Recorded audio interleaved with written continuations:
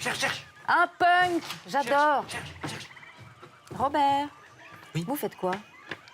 Ouais, ben, c'est un plateau rempli d'artistes. Vous voulez pas me faire croire qu'il n'y a pas un peu de drogue? Cherche. Non. Cherche. Hein? Mais Oui. non. Enfin, pas vous, Martina, ça se saurait si vous vous lâchiez. Mais vos chroniqueurs, ils font pas tout ce qu'ils font à jeun. Bah vous, en tout cas, sûrement pas, hein. C'est quoi ça? Ça, c'est Ouais. Foufure. Ah ben, je l'ai tiré à un policier, ils ont failli me choper hier. Je suis entouré de flics qui cherchent la Jamaïque. La Jamaïque, elle est plus là. Elle était dans le chocolat. Oh oui! Oh, super, Foufure, t'as vu, c'était Thomas Person qui chante le chocolat. Robert, vous faites hyper mal le drogué. Ouais, ben je me donne pas non plus beaucoup de peine parce qu'en fait, ça me casse les couilles que tout le monde imite 120 secondes. Une fois pour toutes, les jeunes du train Yverdon-Lausanne. Imiter un gars qui imite, c'est ringard. Il faut aussi leur dire à la riponne là qu'ils arrêtent d'imiter 120 secondes. Mais eux, ils font pas exprès. Ah ouais? Bah, je vais faire un petit historique pour vous expliquer un petit peu ce que c'est que la drogue. Allez. Dans les années 60, la drogue, c'est littéraire. Quand j'ai découvert le surréalisme, les écrivains que j'aimais, que ce soit Breton, Vaillant, Michaud, sont des gens qui se droguaient. Et naturellement, jusqu'à il y a très peu de temps, je ne voyais pas la possibilité de m'en procurer. La drogue, c'est Bourges. J'allais le soir, à Montmartre. Ce que ça fait comme effet, cet élixir. Eh bien, ça m'abrutit, c'est tout ce que je demande. La drogue, c'est pas grave quand des étudiants sniffent des fleurs. Quelques étudiants ont voulu essayer d'avoir quelques sensations nouvelles. Et effectivement, ils ont acheté quelques sachets de cette graine. Et ils en ont consommé une certaine quantité pour avoir des sensations. Il est possible qu'ils en aient eu. La drogue, c'est rigolo. Vous pouvez pas vous empêcher de rire. Non. À cause de quelque chose de spécial ou bien... Quand des volontaires prennent du LSD pour voir comment ça fait. 3 volontaires ont accepté de prendre du LSD 25 sous contrôle médical devant nos caméras. Alors ça fait ça, Moi, je vois des plantes. ça fait ça, Non, je m'excuse. Si je vous vois comme des algues. ou ça. Je me sens morcelée. Morcelé. Oui. Essayez de nous expliquer un peu. Un peu comme une mosaïque. Bon, la drogue, c'est aussi moins rigolo quand on se pique à l'héros. Et on commence à se demander, pourquoi se drogue-t-on? Le choix de la drogue est un refus brutal de la réalité, mais aussi contre quelqu'un, contre la société, la famille, l'autorité ou l'incompétence du père. Dans les années 70, on n'a pas la réponse. On a une vie sensationnelle. On a tout ce qu'on veut, à boire, à manger, bien loger. Qu'est-ce qu'on veut de mieux que ça? Et ça, je crois qu'ils n'apprécient plus ça. On commence à traiter les jeunes toxicomanes dans des foyers. J'avais envie d'essayer. Puis j'ai continué. Et puis tu t'en es sorti? Ouais, très bien. Même les enfants ont désormais entendu parler de la drogue. Pourquoi est-ce que les gens se droguent? Parce qu'ils ont la vie vilaine. Non. Ils n'ont pas une belle vie, alors ils veulent la trouver plus belle. Les enfants posent même des questions directement aux toxicomanes. Regardez cette séquence stupéfiante. Combien un drogué, maintenant, il doit avoir d'argent? Par jour, Ouais. il faut compter 300 francs. Un drogué qui en prend... qui est intoxiqué, qui en prend... Beaucoup de fois par jour? 3 fois par jour.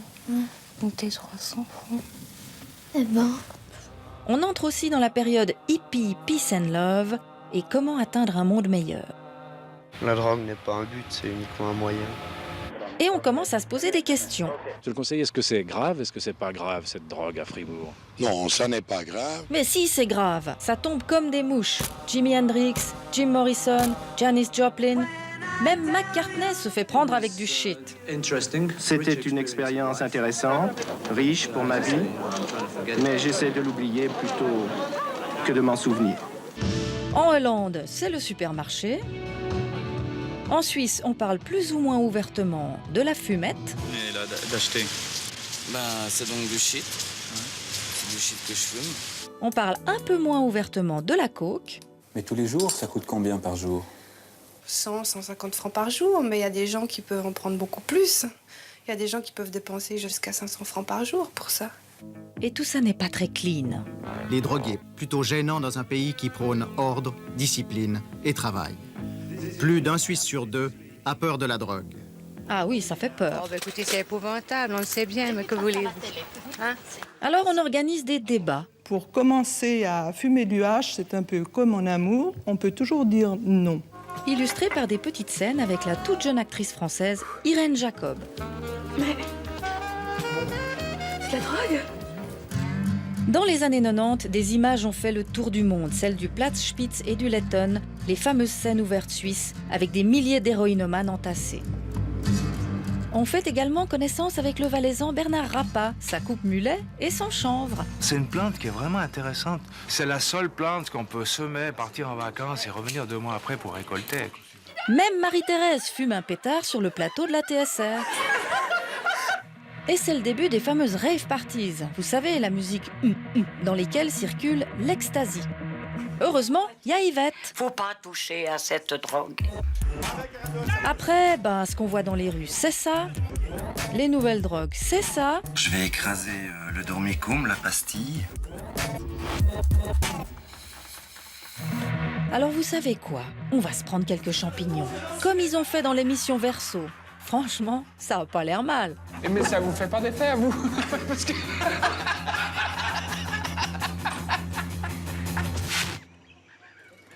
Robert. Vous avez pas dû vous embêter dans votre jeunesse pour en savoir tellement, Martina? Même pas. En même temps, on comprend pourquoi ça vous a ravagé le cerveau un peu. Hein.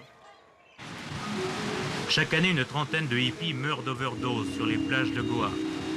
Sur ces plages sans règles et sans loi, fumer du hash est un signe de reconnaissance entre hippies de tout pays et de toute classe sociale.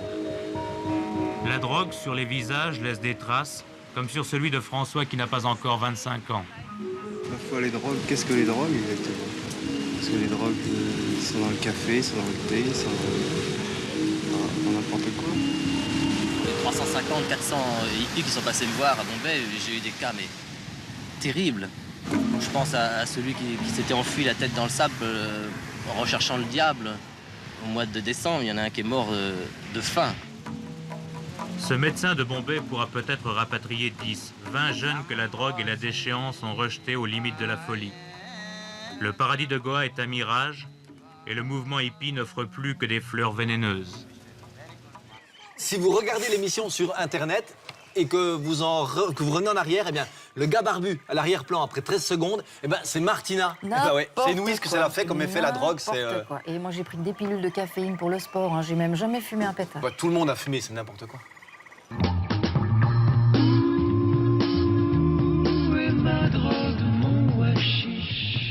Il y en a plein dans les villes, hein. C'est ce que dit le regretté Georges Moustaki. Heureusement qu'il y a de l'herbe dans nos villes polluées et que la nature est superbe quand elle pousse en secret.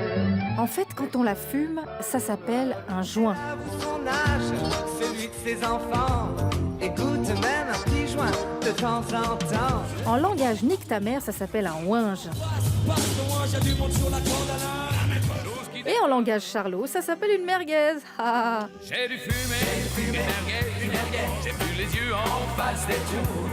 Elles sont fortes cette année, les merguez, je vole au-dessus d'un nid de coucou. Bon, rappelons que c'est interdit. On peut se faire choper par un flic. Attention, il arrive.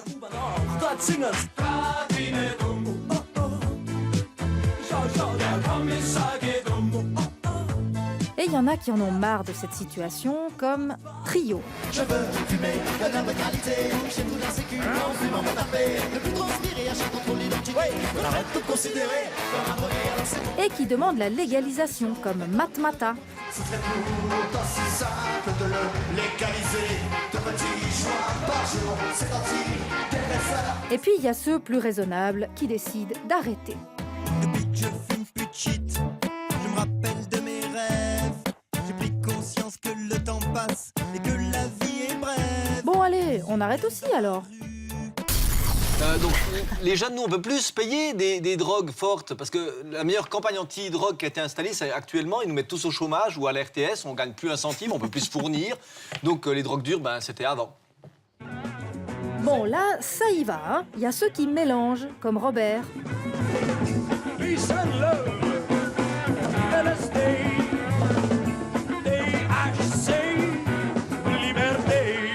bon, la copine de France Gall prend du LSD.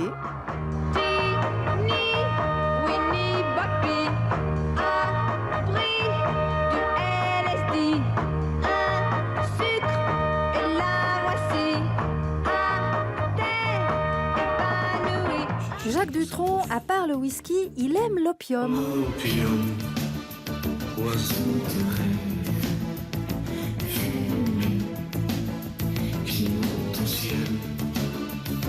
C'est toi qui nous élève au paradis artificiel. Bon, il y a tous ceux qui sniffent. Qui sniffent quoi? Bah ça. Cocaine. On l'appelle aussi la blanche. Paraît que t'es tombé dans une drôle de crevasse. Paraît que c'est pas tous les jours dimanche. La blanche. Bon, des fois, ça permet de traverser des moments de blues comme Noël, avec le groupe Charlotte parfois. Les antidépresseurs sont vendus au kilo. C'est Noël, il ne neige même pas. Il y a ceux qui préfèrent la soupe aux champignons. Les champs étaient humides et suffisamment acides. C'était le bon moment pour aller cueillir des champignons. Mangez-moi, mangez-moi, mangez-moi. Ou alors, un petit texta. Faites du Vélib la nuit sous ecstasy. Bon, il y a ceux qui meurent aussi, hein, avec Bertignac avant The Voice. On suffit à la changer en junkie. Et dans un sommeil infini, sans vie on voit finir sa vie. Enfin, on est tous accros aux médics, mais personne ne sait les prononcer comme Ginette Garcin. Je prends pour me remonter Du silicate anhydrique, le magnésium, du cas du sulfogaïacolate de potassium, du glycérohydrate monoammoniacal, du bichlorhydrate mylénique officinal. Oh, c'est bon là, Ginette, c'est bon. Du grasoxypropanédiol en ampoule, de la binophénisulfonate. Non, là, on est scotché au plafond, ça va. Stop. Oui, chez les francophones, cela reste un peu gentil. Les seuls méchants, Daniel Dark, Manu Solo. Mais non, mais Il meurt. Robert. Ça fait des heures que tu l'attends. T'as mal aux os, t'as mal au dos. Tu transpires, c'est pas parce qu'il fait chaud. Et tu trembles, c'est pas parce que t'as froid. Et tu l'attends, le salaud. Il prend son temps, il sait qu'il aura ton argent. Tu ferais n'importe quoi pour avoir ton petit képa. Oh, oh, oh, tu voudrais la sentir déjà au creux de ton bras.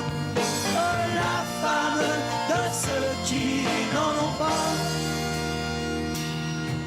Vous n'avez pas 2 balles pour qu'avec Foufure, on puisse reprendre le train pour partir? Non, vous avez qu'à trouver du boulot. Au revoir, Robert. Viens, Foufure, viens. Au revoir.